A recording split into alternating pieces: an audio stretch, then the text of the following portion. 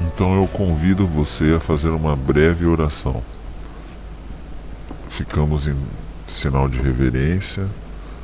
Senhor Deus, querido Pai, obrigado pela oportunidade de estarmos reunidos aqui para estudar a Tua Palavra. Por favor, Senhor, fala ao nosso coração, à nossa mente e traga a mensagem dos céus através do Teu Santo Espírito, dos Teus santos anjos. É o que lhe pedimos em nome do Teu Filho. Amém.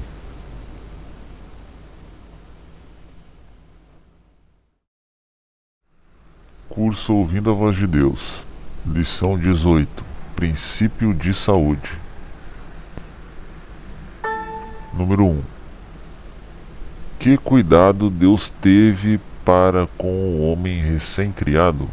Gênesis 1, 29 a 30. E disse Deus ainda: Eis que vos tenho dado todas as ervas que dão semente e se acham na superfície de toda a terra, e todas as árvores em que hás fruto, que dê semente. Isso vos será para mantimento. E a todos os animais da terra, e a todas as aves dos céus, e a todos os répteis da terra, em que há fôlego de vida. Toda a erva verde lhe será para mantimento. E assim se fez. Então, que cuidado Deus teve para com o homem recém-criado? Letra A. Deus estabeleceu uma aliança natural para o homem. B. O homem podia comer qualquer alimento. E C. Deus não teve nenhum cuidado. Pode responder então. Número 2. Quanto tempo viviam os primeiros indivíduos, mesmo após o pecado? Gênesis 5:5. Os dias todos da vida de Adão foram 930 anos e morreu. Gênesis 5:8. Todos os dias de Sete foram 912 anos e morreu. Gênesis 5:27. Todos os dias de Matusalém foram 969 anos e morreu. Letra A. Até 120 anos. Letra B. Até 500 anos. Letra C.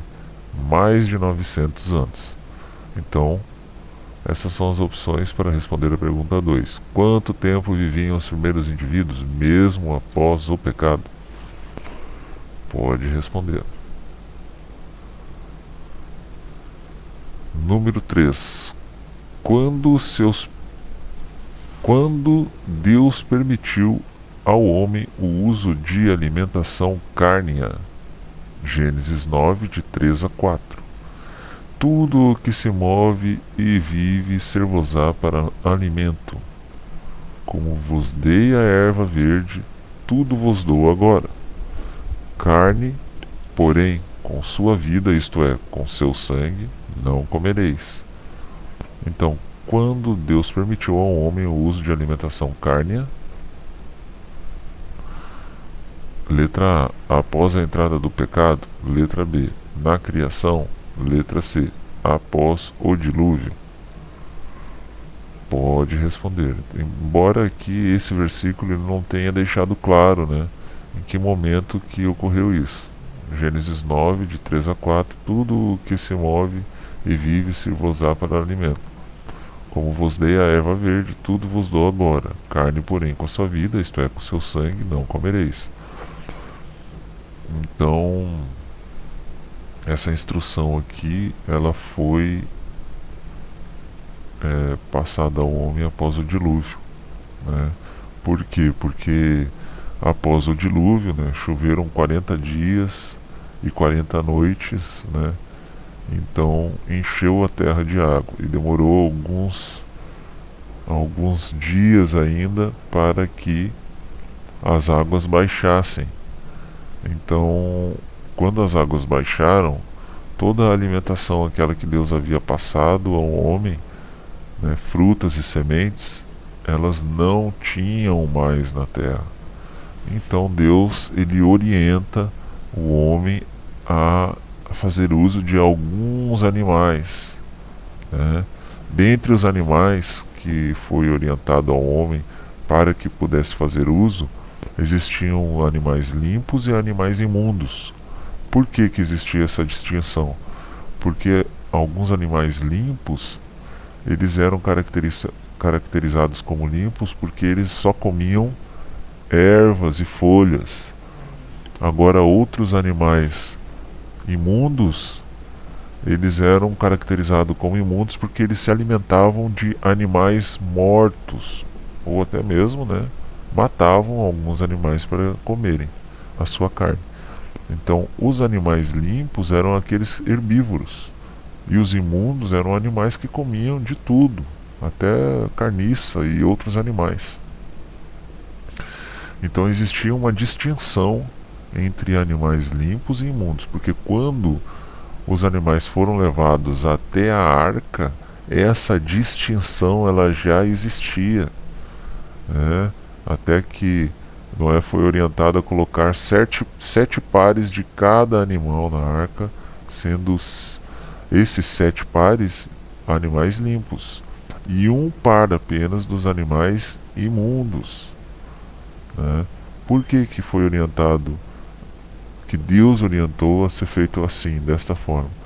Porque ele já tinha a ciência, o conhecimento, né, de que depois do dilúvio o homem passaria então a comer carne, né, porque não teria o que comer. Então foi liberado a alimentação de animais limpos, por isso que foi levado 7 pares dos limpos, e os imundos eles não deveriam ser comidos de forma alguma, né? Até se fossem mortos os imundos, não teria mais essa espécie, porque foi levado apenas um par dessa espécie de animais, um par de cada raça e espécie de animais imundos.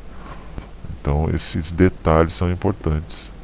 E depois que o homem passou então a comer carne após o dilúvio, houve uma redução gradativa da expectativa de vida do homem, ou seja, ele passou então gradualmente a ir viver menos. E não só isso ocorreu. Alguns estudiosos também levam em consideração alterações no pH da água na Terra, né? Onde a vida, a água que é vida e que mantém a vida no planeta, tanto a vida do reino animal quanto do reino vegetal e outros, né? Essa água que mantém a vida, uma vez alterado seu pH, ela reduz ou aumenta a expectativa de vida. Então existe uma ideia e um pensamento, né, de que com o dilúvio esse pH da água foi alterado e a expectativa de vida na Terra também contribuiu para a expectativa de vida na Terra reduzir proporcionalmente, exponencialmente, né, e gradativamente, claro. Então o ser humano, ao contrário da teoria da evolução, ele não vem evoluindo, e sim, ao contrário disso, o ser humano e a vida, ele vem se deteriorando, se degradando. Então, vamos para a pergunta número 4. Mesmo permitindo o uso da carne, que orientações deu o Senhor? Levítico 11:47, para fazer diferença entre o imundo e o limpo, e entre os animais que se podem comer e os animais que se não podem comer. Então, mesmo permitindo o uso da carne, quais são essas orientações que Deus deu ao homem? Letra A, podia comer qualquer tipo de animal? Letra B, podia comer alguns tipos de animais imundos? Ou letra C, podia comer só os animais considerados limpos? Pode responder. Número 5. A Bíblia descreve os animais limpos e imundos? Vamos lá, Levítico 11, 2 a 12. Dizei aos filhos de Israel: estes são os animais que comereis de todos os quadrúpedes que há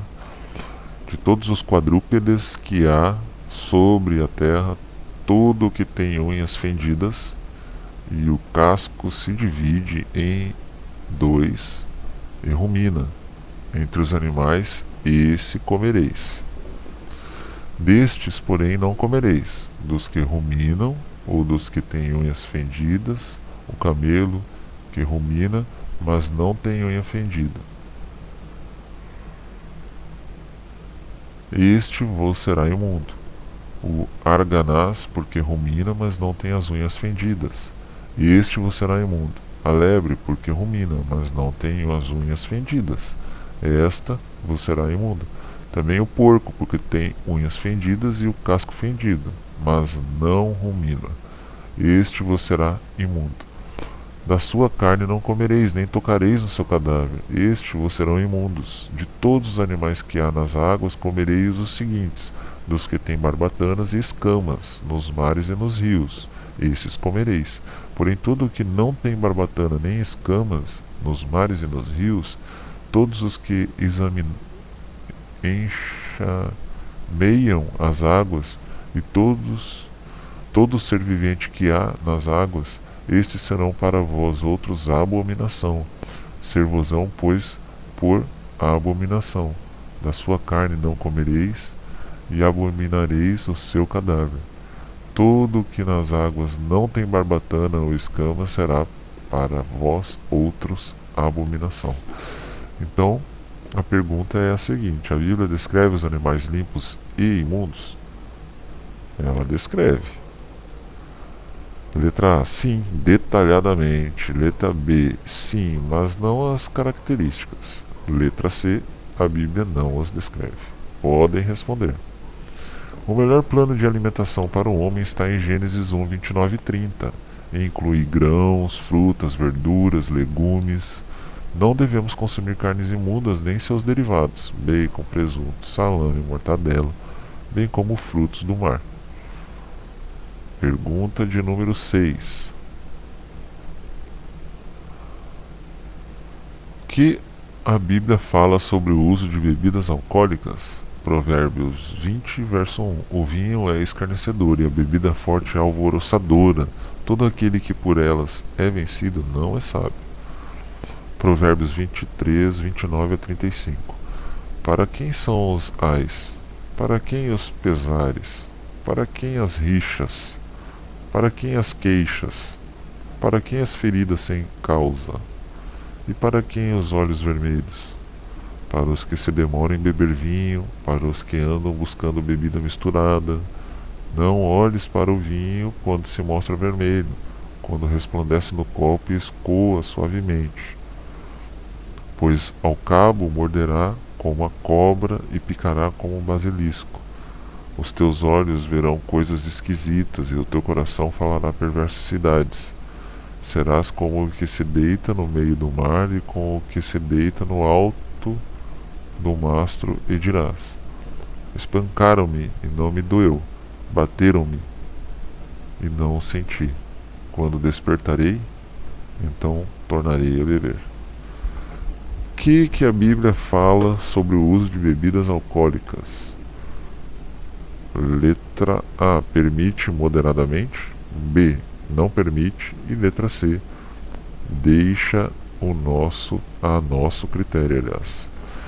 Bom, você pode até pensar, mas vem cá, e Jesus, ele não orientou o uso de vinho, não passou essa prática aos discípulos, aos apóstolos? Como é que foi isso? Ele não mostrou que o vinho era o seu sangue? Sim, exatamente. Só que a Bíblia, ela faz uma distinção entre ela não, aliás, a língua hebraica, aramaica e grega, ela não faz uma distinção do vinho quando fermentado e o vinho quando não fermentado. Isso é importante. Então a bebida forte e o vinho que está sendo recriminado na Bíblia, ele é o fermentado, o alcoólico. E quando Jesus ele orienta o uso do vinho e o seu consumo como sendo até o seu próprio sangue, Ele não está falando da bebida fermentada. Ela está falando então da bebida que é o vinho, que é o puro suco da uva, né? Então existe essa distinção que muitas vezes na hora da tradução não foi corretamente traduzida. Então, como que a Bíblia ela pode horas dizer que o vinho é o sangue de Cristo e outra hora pode condenar o uso da mesma bebida? É porque o hebraico, o aramaico e o grego, eles não foram feitas as devidas distinções na tradução do texto. Ou seja, a mesma palavra que é utilizada para vinho alcoólico era utilizada para vinho suco da uva. Então não existe essa tradução não existe essa tradução correta para o português. Quando foi traduzido para o português, se adotou uma palavra que perdeu um pouco do significado, né? Então, a bebida que é recriminada na Bíblia como bebida forte é a bebida alcoólica. E o vinho, como puro suco da vide, ele não é recriminado na Bíblia, né? Então, essa é a diferença. Ok? Pergunta número 7. Por que Deus se preocupa com nossa alimentação? 1 Coríntios 6, 19 a 20. Acaso não sabeis que o vosso corpo é santuário do Espírito Santo, que está em vós, o qual tendes da parte de Deus, e que não sois de vós mesmos, porque foste comprado por preço? Agora, pois, glorificai a Deus no vosso corpo. Por que Deus se preocupa com nossa alimentação? Letra A. Ele quer nos obrigar a comer o que Ele quer. Letra B. Porque nosso corpo é o templo do Espírito Santo. Letra C. Porque temos que obedecer, mesmo sem entender. Pode responder. Vamos lá. Número 8. Número 8. O que Deus deseja para cada um dos seus filhos? 3 João 1, verso 2. Amado, acima de tudo, faço votos por tua prosperidade e saúde, assim como é próspero a tua alma. Êxodo 25, aliás, Êxodo 15, verso 26. E disse: se ouvires atento a voz do Senhor, teu Deus, e fizeres o que é reto diante dos seus olhos, e deres ouvido aos seus mandamentos, e guardares todos os seus estatutos, nenhuma enfermidade virá sobre ti, das que enviarei sobre os egípcios, pois eu sou o Senhor que te sara. O que Deus deseja para cada um de seus filhos? Que nenhuma enfermidade, letra A, que nenhuma enfermidade venha sobre o seu povo. Letra B, que Deus não se preocupa com a saúde física, apenas a espiritual. E letra C, Deus deu o livre-arbítrio e não se preocupa com nossa saúde. Vamos lá, podem responder. Pergunta de número 9. Pergunta de número 9. Qual é a boa notícia de Deus para quem não conhecia o assunto que estudamos hoje? Atos 17:30. Ora, não levou Deus em conta os tempos de ignorância. Agora, porém, notifica aos homens que todos, em toda parte, se arrependam. Tiago 4:17. Portanto, aquele que sabe que deve fazer o bem e não faz, nisso está pecando. Bom, qual é a boa notícia de Deus para quem não conhecia o assunto que estudamos hoje? Letra A, Deus fica irado. Letra B, Deus não leva em conta o tempo de ignorância. E letra C, Deus está irritado. Perguntas finais. Entendi o que o meu corpo é o templo do Espírito Santo. Desejo fazer a minha parte para ter mais saúde. Pode responder. E até mais. Deus abençoe.